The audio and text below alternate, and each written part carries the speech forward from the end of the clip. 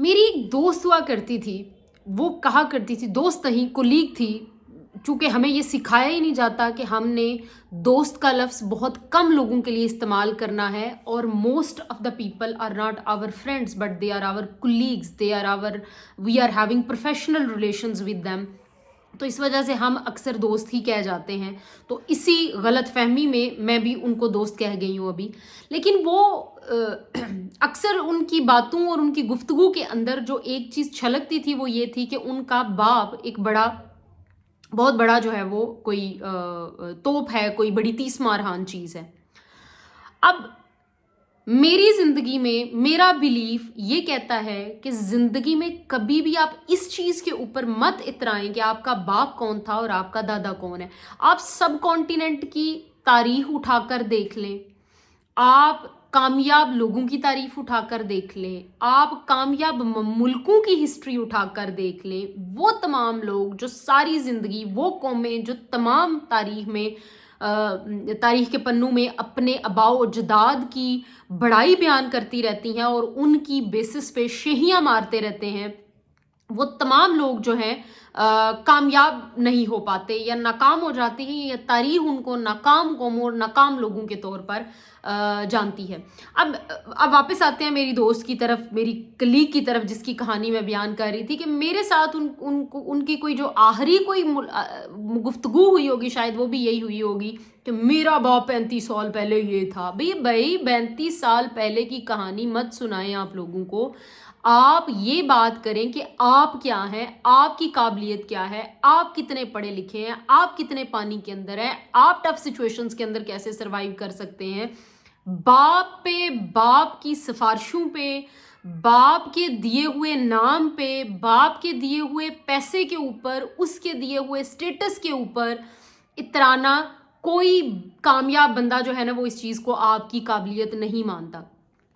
کئی ڈرامے، کئی فلمیں بچپن سے ہم دیکھتے ہوئے چلے آ رہے ہیں کہ ہیرو جب بھی کسی ہیروئن سے شادی کرنے کا ارادہ کرتا ہے یا اظہار کرتا ہے تو سب سے پہلے اس کا امیر باپ اس کو اپنی جائیداد سے آگ کرتا ہے، اور وہ کہتا ہے کہ جو دفعہ ہو جاؤ،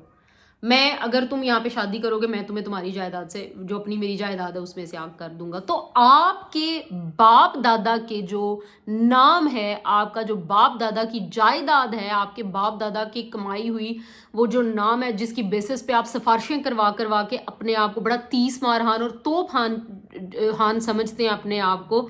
اگر ایک لمحے کے لیے آپ وہ نام مائنس کر دیں تو اس کے بعد جو آپ بچتے ہیں نا وہ ہیں بنیادی طور پر وہ آپ کی اوقات پھر ایک شیر کی ہے، ایک کتے کی ہے یا ایک چونٹی کی ہے، یہ آپ خود ڈیسائیڈ کرتے ہیں کہ آپ کیا ہیں. زندگی ہمیشہ یاد رکھیں کہ میٹر یہ کرتا ہے کہ آپ خود کیا ہیں. اگر آپ خود کچھ نہیں ہیں نا تو آپ باپ کے نام پہ کچھ بھی کر لیں، آپ کچھ نہیں ہیں، آپ زیرو ہیں.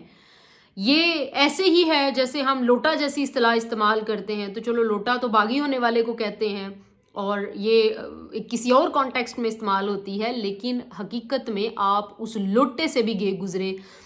کمظرف انسان ہیں جو اگر آپ اپنے باپ کی شہی مار کے یہ کہتے ہیں کہ آپ یہ ہیں. اور اس چیز کے اوپر شہیاں مارنا چھوڑیں اور اپنے آپ کو بلڈ کرنا شروع کریں تاکہ آپ کچھ بہتر ہو سکے. ہمارے ہاں کیا ہوتا ہے کہ ہمارے ہاں ایک عجیب و غریب قسم کا سسٹم چل رہا ہے.